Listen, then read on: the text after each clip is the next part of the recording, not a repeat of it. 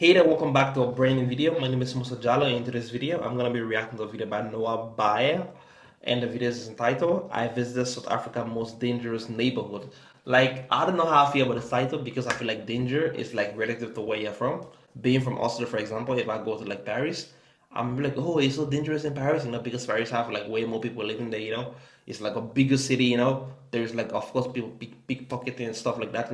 So I might consider Paris to be dangerous. But if you like somewhere from like, take for example, like Freetown, Sierra Leone, and you might go to Paris and be like, oh, it is the most safest city in the whole world. So like, I feel like danger is like relative to where you come from. So like, I don't really like this kind of a titles, but that's why I enjoy this video. But with no further delay, let's get into the reaction. Neighborhood in South Africa with the highest murder rate on the continent. And that's me, a curious German boy who wanted to go there. Last year, I flew to South Africa to do my studies abroad, and I also volunteered at a local school in Khayelitsha, but I was never allowed to leave the premises for safety reasons. Khayelitsha is considered the fastest growing neighborhood, so after finishing this semester, I was curious to explore the area for myself. Qu'est-ce que tu penses? C'est dangereux? Someone can rob your camera. They can kill you. They shoot. Good luck. Good luck. Just be careful. Why are they making it so dramatic though? Oh my, is this place really that bad? Like, everybody's that afraid?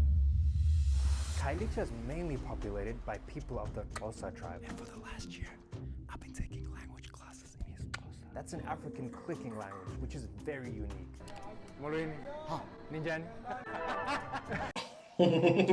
I like how surprised the guy was. I've been learning about the culture for 1 year at the school in Khayelitsha and another year studying at the University of Cape Town. And to make sure I don't get in trouble, I found someone who speaks the language to help me fill. The next morning, we made our way onto the road. But before arriving there, I needed to stop for some gas. Olo Baba, you have some tips for me because I'm going to Khayelitsha now. Every time that you hear sometimes you get shot. And as long as not you get shot. You hear the gunshots. Yeah, every time sometimes in the morning people they living like that in a fear. That is crazy though. Like, that is like so crazy. But I imagine like the people who live there like every day, because I'm guessing like probably like 90% of those people, they are not criminals, they don't do anything illegal. But the few 10%, the idiots, they're the one making the problem for everybody.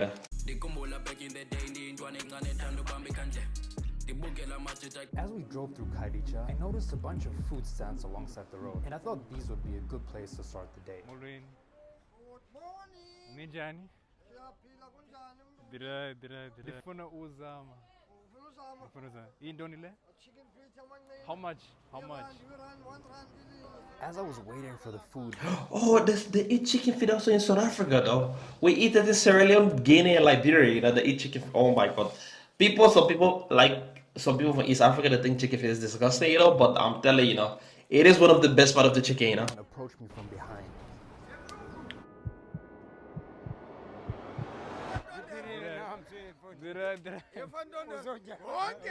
Ndifuna uzama.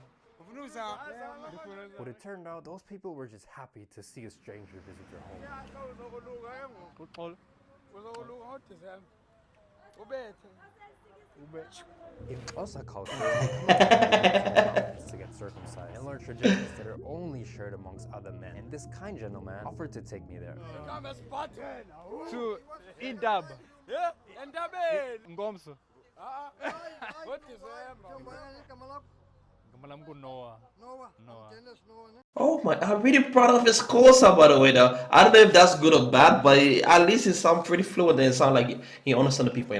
But I feel like Latin languages in Africa are a bit easier. If you're not in a city where everybody speaks English, of course, then you will be like be forced to interact with the language and like learn and speak it. But if you're like in a city where everybody speaks English, then it becomes harder. Dennis. Nice to meet you, man. Likewise, Noah, you can take us to the...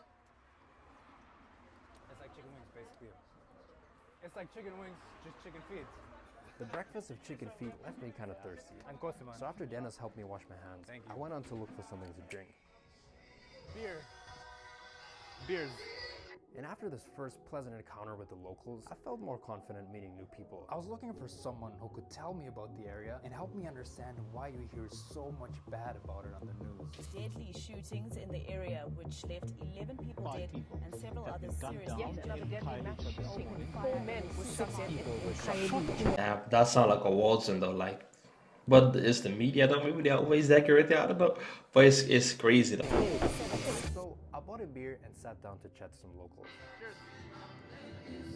Even though we had an interesting discussion about our favorite beers, the place was super loud, so I couldn't ask any serious questions. Now, I don't know about you, but I always have the best conversations when I'm getting my haircut. Barbers usually know the area really well. So after my short stay at the pub, I went on to the barber to find out more about Kylie. Ndiyaphila. Nice. Trust Okay. me. Yeah. Sure, sure. Have a seat. Ndiyakuthemba. Sure. Ndiyakuthemba. When you learn my language, imali ixesha elingakanani? Ndisaqala ufunda. Ya uqala ufuna ukuthethe ngoku, uthethe okogogo. Ndiyazama. Yima okogogo. Ogogo. Kwani igama lakho? Lukuku. I have an English name. Professor. Nah, take the Xhosa name. Yeah, you must use Xhosa name, but ufuna igama leXhosa ngoku. Nah, I don't have one. Yima, I will give you. He will give you Jonga Udaqolo. You know what it means? Udaqolo. Bring peace. As we were listening to music, he showed me songs of some local artists, and he told me there was a group of Kailicha-based rappers not far from here who would be happy to talk to me and show me around the area. This sounded super interesting to me, so I decided to message them and go check it out. This is Isona, the founder of the record label. He was kind enough to show me around their studio and their workplace. And after we listened to some of their songs, I got a chance to ask them my questions. There's obviously the rough side of Kailicha, I mean, which does exist, but I think That's the thing, I feel like everywhere you go, there's always be like this rough side and like the good side, Like the other day I saw on the news in Oslo, like there was like people shooting in the street in Oslo, Imagine like Oslo's supposed to be like one of the safest cities in the world, So that's why I feel like, I don't know, me, I always come back to this my saying I have, if you know the right people, if you know the right people in the right area, like maybe Mogadishu or like maybe Afghanistan might be safer than like you living in Paris, or like you living like in somewhere in Berlin, you just have to know the right people, and be like respectful and have open mind also. it's always like portrayed as if this is the only thing that you're gonna get, forgetting that there's about 1 million people who are living in this. Imagine that, like that is like so true, You have a place with like almost 1 million people, but people want to talk about violence, and that's why I say like I'm not really like a fan of the kind of a title like this, because I know like it is crazy, like some people just live in this area, but they have nothing to do with their lifestyle, This like township, Kailicha is home to all of us. People are like scared of, there's a lot of people there. What if I get robbed? No, you won't. People are friendly here. Once you show them your kindness, they'll return it. But once you show them the other side, then they'll show you their other side. That is like so true. That is what I'm trying to say, If you go, the right people, you treat people with respect, you're gonna be safe though. I'm just saying, but I don't know. Like my country is like pretty crazy also, like back home in Sierra Leone, like there's some places you cannot go, But still, if you know the right people, you treat the right people with respect, you're gonna be okay, The boys wanted to show me around the area and introduce me to some crazy local food. Ndifuna uzama inhloko yegusha. Inhloko yegusha. Yeah. This one is a ear. This one is the eye. This one eye. The eye, Then yo. you don't eat without the spice. You have to take the spice. Nice and tender. Kwani igama lakho? Olisa. Olisa. Do you know the girl? How do they call me? They say Sana, no? Sana. Or they say Sithandwa Sam. Yes,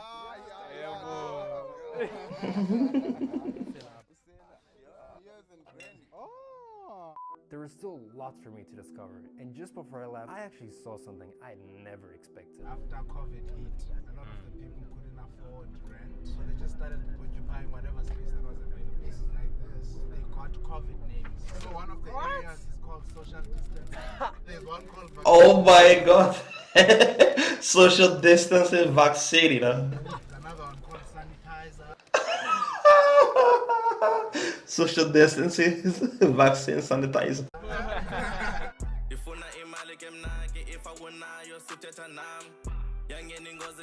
Gonna have some nice inyama. Ixesha izoba mnandi. Ndicela zimbini. With the sauce, please.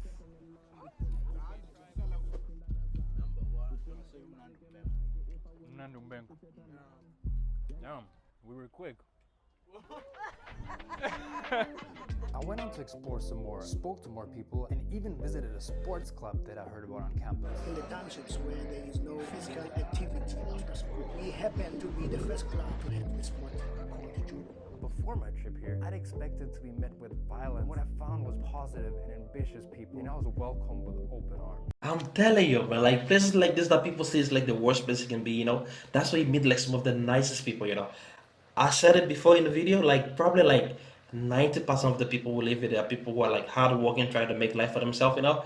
And like you have like maybe 10% was like doing the crazy things, you know. And as I was about to head back home, Sona called me and told me there was something I had to see before I leave. And I saw they were shooting a music video for one of their latest songs. Xhosa has such a beautiful language, and it's great to see people making content to spread it around the world. What's the story of the song? Who wanted the girl? He wanted the girl. Did it work out? Unfortunately, no. She got married.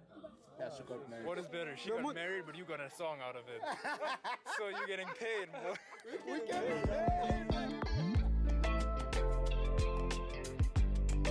If we look at the original design, in the 1940s, there was the apartheid government. The minority white people continued to rule and making sure that black people never came to own pieces of land or resources. That is why townships are notorious for being underserviced, places with high crime, and of course, because it's so condensed, the policing system, it's not sufficient to help curb the crime. So it just keeps getting worse and worse. More and more people are moving from the rural areas, and for them, this is the land of opportunities. For a change, they can go and put a stand on the road and actually make money. It's a home to a lot of people.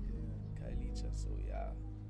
I don't know if they mentioned it, but I don't remember. But like Khayelitsha, like which city, not city, but like which province is it located in? Is it like in Cape Town? I don't think so, you know. But I don't know. Shout out to Khayelitsha. Which means new home. Man, like thank you guys for watching this video. I hope you guys enjoyed. Remember to like it, comment down below. We'll see you in the next video. Peace out.